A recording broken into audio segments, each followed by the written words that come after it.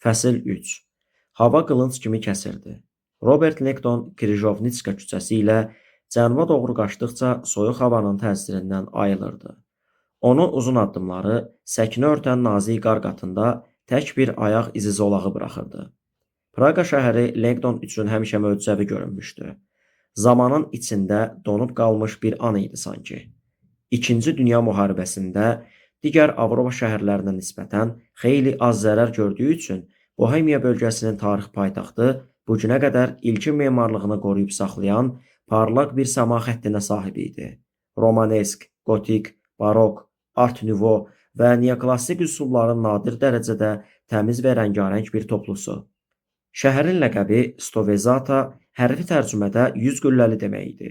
Halbuki Praqadakı qüllə və minarələrin real sayı 700-ə çatırdı. Yay aylarında şəhər bəzən onları yaşıl proyektor işıqları ilə işıqlandırırdı. Bu valehedici mənzərənin Hollywoodun Oz Sehirbazı filmindəki Zümrüd şəhərin təsvirinə ilham verdiyi deyilirdi. Orada Praqa kimi mistik bir məkan sayılırdı. Lekton Platnerska küçəsini keçərkən özünü tarix kitabının səhifələri arasında qaçırmış kimi hiss etdi. Praqanın Klementinum kompleksinin nəhəng fasadı solunda ucalırdı. 2 hektarlıq bu məkan vaxtilə astronomlar Tycho Brahe və Johannes Keplerin istifadə etdiyi müşahidə qülləsinə, eləcə də 20 mindən artıq qədim teoloji əsəri saxlayan möhtəşəm barokko kitabxanasına ev sahibliyi edirdi. Bu kitabxana Lektonun Praqada, bəlkə də bütün Avropada ən sevdiyi məkan idi. Dünən Ketrinlə buradakı yeni sərgini ziyarət etmişdilər. Müqəddəs Fransis Assisi kilsəsinin yanından sağa döndükdə birbaşa qarşısında şəhərin ən məşhur rəmzlərindən birinin şərq girişi görünürdü. Praqanın nadir qaz fənərlərinin kəhraba rəngli işığının yuduğu Karlov Most, Karl körpüsü. Bir çoxlarının dünyanın ən romantik körpüsü adlandırdığı bu tikili Bohemiya qumdaşından inşa edilmiş və hər iki tərəfi 30 xristian müqəddəsinin heykəli ilə bəzədilmişdi. Sakit Vltava çayı üzərindən yarım kilometrdən artıq uzanan, hər iki başı nəhəng mühafizə qüllələri ilə qorunan körpü vaxtilə şərqi və qərbi Avropa arasında mühüm ticarət yolu olmuşdu. Lekton şərq qülləsinin tağından keçərək körpüyə çıxdı. Qarşısında toxunulmamış qar örtüyü uzanırdı. Körpü piyadalar üçün nəzərdə tutulmuşdu. Amma bircə də olsun ayaq izi yox idi. Mən Karl körpüsündə təkəm, deyə Lekton düşündü. O bir vaxtlar Luvurda Mona Lisa ilə də təklikdə qalmışdı. Amma yaddaşında heç də xoş xatirələr buraxmamışdı.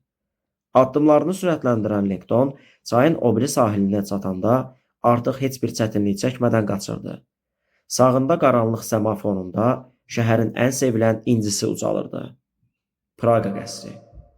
Dünyanın ən böyük qəsr kompleksi olan bu məkan qərb darvazasından şərq ucuna qədər yarım kilometr məsafəni təxminən 464.515 kvadrat metr sahəni əhatə edirdi. Xarici divarların içində 6 bağ, 4 saray və 4 xristian kilsəsi yerləşirdi. O cümlədən Bohemiya tac cəvahiratlarının, eləcə də məşhur milad nəğməsində yad edilən müqəddəs Vatslav tacının qorunduğu möhtəşəm müqəddəs Vit katedralı. Lekton Karl körpüsünün qərb qülləsinin altından keçərkən bir gecə əvvəl Praqa qəsrindəki tədbiri xatırlayıb öz-özünə güldü. Ketrin bəzən həddən çox inadkarlıq edir. Robert, mühazirəmə gəl, deyə o 2 həftə əvvəl Lektonu Praqaya birgə gəlməyə razı salmaq üçün zəng edəndə demişdi. Əladır, sənin qış tətilinə düşür. Xərcləri özüm qarşılayacağam. Lekton onun bu şux təklifini götür-qoy etdi. Onlar həmişə daxilən bir-birlərinə məhəbbət bəsləmiş və qarşılıqlı hörmətlə yanaşmışdılar. Lekton ehtiyatı kənara qoyub bu qəfil dəvəti qəbul etməyə meyilli idi. Bu təklif məni həddən artıq cəzb edir, Ketrin. Praqa olduqca ecazkar bir şəhərdir. Amma doğrudan da birbaşa deyim, sözünü kəsdi. Mənə müşayiətçi lazımdır. Başa düşdün? Bax, dedim. Mühazirəmə müşayiətçi lazımdır. Lekton gülməkdən özünü saxlaya bilmədi. Buna görə zəng etmisən? Dünyaca məşhur alim və sənə müşayiətçi lazımdır? Sadəcə qolumda biri olsun, Robert. Sponsorlar üçün təşkil edilmiş rəsmi şam yeməyi var. Sonra da hansısa məşhur zalda çıxış edirəm. Vladislav zalı? Praqa qəsrində? Hə, o dediyin yer. Lekton Ketrinin bu uğuru ilə qürur duymuşdu. Karl Universitetinin rüblük mühazirə seriyası Avropanın ən nüfuzlu tədbirlərindən biri idi. Amma indi onun harda keçiriləcəyini biləndə, Langdon düşündü ki, bu tədbir onun təsəvvür etdiyindən artıqmış. Əminsən ki, rəsmi şam yeməyinə dini simvolika mütəxəssisi ilə getmək istəyirsən? Kluniyə zəng etdim, amma Smokini kimyəvi təmizləmədə idi. Langdon mızıldandı. Bütün naiteslər belə tərsdir. Yalnız yaxşıları, dedi Catherine. Sualını razılıq kimi qəbul edirəm. 2 həftə nələrə qadirmiş, deyə Langdon Karl körpüsünü arxada qoyarkən düşündü. Praqa doğrudan da ecazkar şəhər idi. Qədim güclərə malik bir katalizator. Burada nəsə baş verib. Langdon bu mistik məkanda Catherine ilə keçirdiyi ilk günü heç vaxt unutmayacaqdı. Daş döşəməli dolama küçələrdə azıb qalmaqlarını, çiskin yağışda əl-ələ qaçmaqlarını, köhnə şəhər meydanında Kinski sarayının tağı altına sığınmaqlarını və saat qülləsinin kölgəsində 10 illiklərə söykənən dostluqdan sonra təəccüblü dərəcədə təbii gələn ilk öpüşlərini. Bunun səbəbi Praqa idi. Yoxsa doğru zaman, görünməz əl Langdon bilmirdi. Amma öpüşmə onların arasında gözlənilməz bir enerji yaratmışdı və hər gün daha da güclənirdi. Golem şəhərin o biri başındakı sonuncu döngəni dönüb, yorğun halda binaya çatdı. Çöl qapını açıb sadə mənzilinin dar foyesinə girdi. Giriş qaranlıq idi, amma işığı yandırmadı. Əvəzində dar bir keçiddən gizli pilləkənə süzülüb, məhəccərdən yapışaraq qaranlıqda yuxarı qalxdı.